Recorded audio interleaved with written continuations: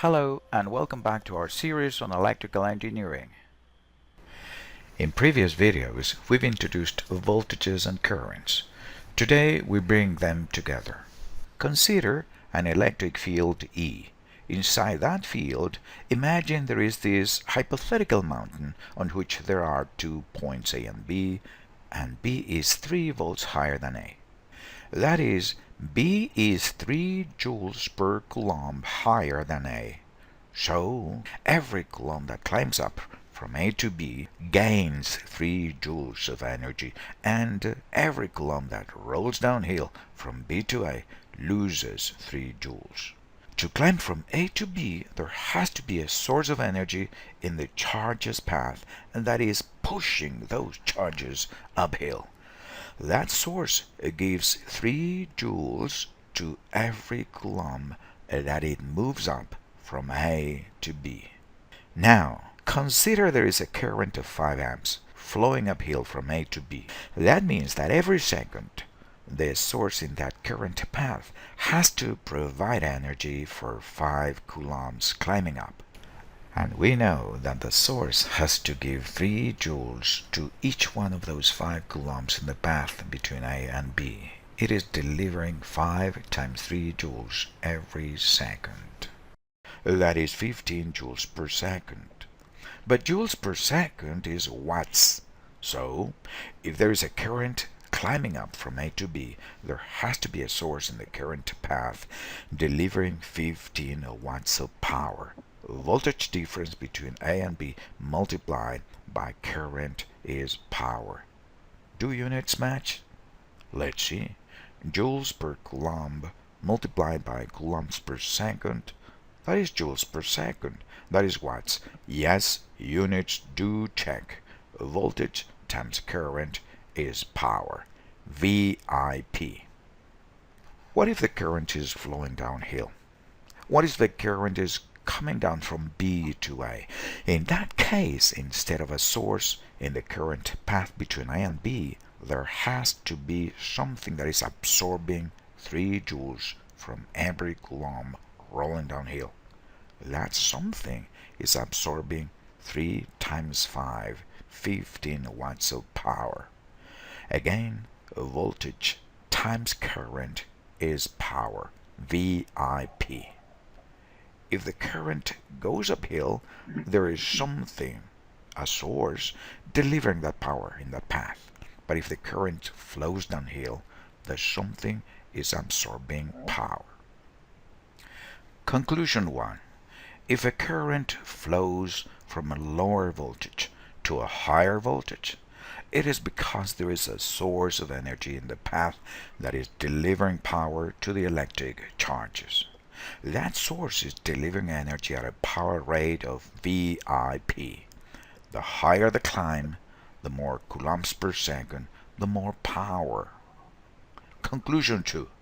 If the current is flowing downhill from high to a lower voltage, in that case, there is a device in the trajectory that is absorbing power from the moving charges. That device is absorbing energy at a power rate of VIP. The higher the drop, the more coulombs per second, the more power that device is absorbing. Summary. If coulombs arrive rich in energy and leave poor in energy, it is because the element in the path, that box, is absorbing power. How much power? V times I. Remember? VIP. But if the coulombs arrive poor and leave the element box rich, it's because the element is delivering power, delivering V times I watts. Time for a tutorial. In this circuit, all electric heights are given with respect to the reference, this one. If you don't know what a reference is, do watch the previous video in this series titled Voltages, the Electric Heights. This node is 5 volts higher than the reference one. This other node is 8 volts higher than the reference. This node here is 7 volts higher than the reference. It follows that this point in the circuit is higher than this one by 7 minus 5, 2 volts. That is, the voltage drop across this element here is 2 volts. Let me draw the plus and minus signs here to identify which end is higher by 2 volts. Currents are given in every element. Never mind what those elements are. We are yet to introduce formally those symbols and those elements, but we do not need to know that yet, not today. We need to find the power in each element and say also if the element is absorbing power or delivering power. To make matters simpler, I have identified every element with a ladder. Let's begin at the top. The left of A is 1 volt higher than the right of A. So, the 3 amps current is flowing from a higher point to a lower point. Coulombs arrive rich in the element A and leave poor. The element A is absorbing power. How much power? VIP. P sub A is 1 volt times 3 amps. That is 3 watts. That element is absorbing 3 watts. Let's work now on the power of this round element, F. The top of F is higher than the bottom by 11 minus 8, 3 volts. The current is flowing uphill. That is, coulombs arrive poor and leave rich. F is delivering power. How much power? VIP, 3 volts, which is the voltage drop, times 3 amps, the current, is 9 watts. F delivers 9 watts of power. I invite you to complete this exercise in your own time. Observe that we didn't impose any time constancy constraint on either the voltage or the current. We didn't. That is, in English, the VIP formula is valid even if the voltage is a function of time or the current is a function of time or both are. In that case, power is also a function of time. VIP. Which sheet is better in a tutorial? Through this element flows a current. It is a sinusoidal current. Yes, a cosine is also a sinusoidal wave. It's a current with a 3 amps amplitude, an angular frequency of 200 radians per second, and negative 30 degrees of phase shift. Let's plot it. That current is sometimes positive and sometimes negative. That is, sometimes it flows from A to B, and some other times it flows from B to A. How am I going to know? Well, we use a convention. This arrow here tells us that when the curve is positive, the current flows like this. That's the convention. What about the voltage? Here's the voltage in that element. Another sinusoid. Different amplitude, 5 volts. Same frequency and different phase shift, 10 degrees. It looks like this. Sometimes it's positive, sometimes it's negative.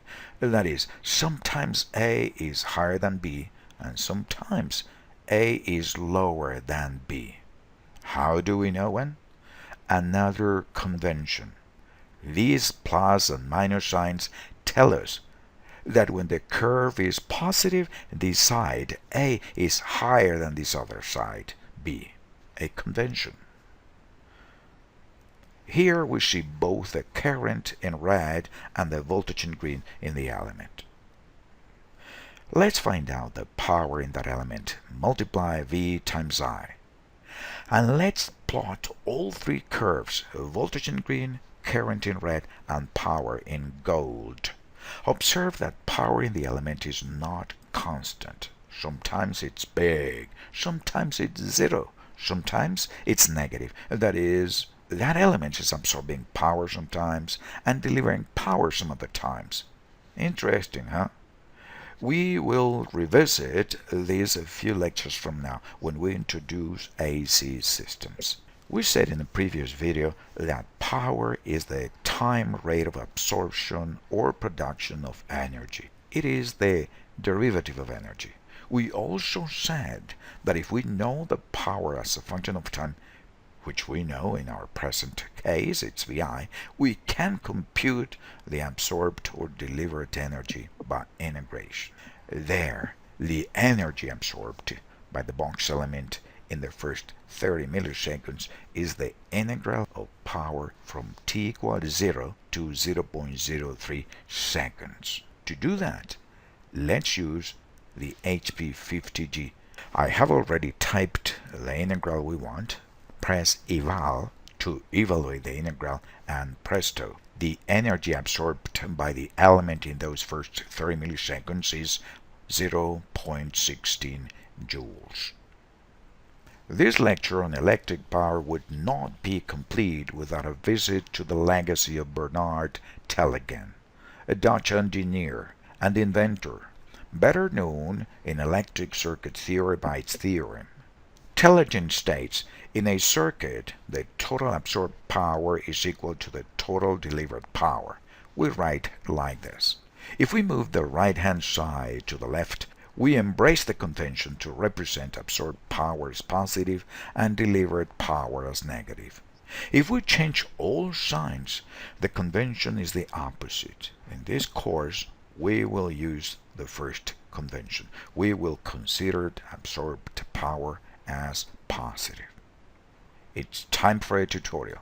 To compute the absorbed power in an element of an electric or electronic circuit, we assume that the current is dropping through the element from a higher point to a lower one, like this, origin to destination.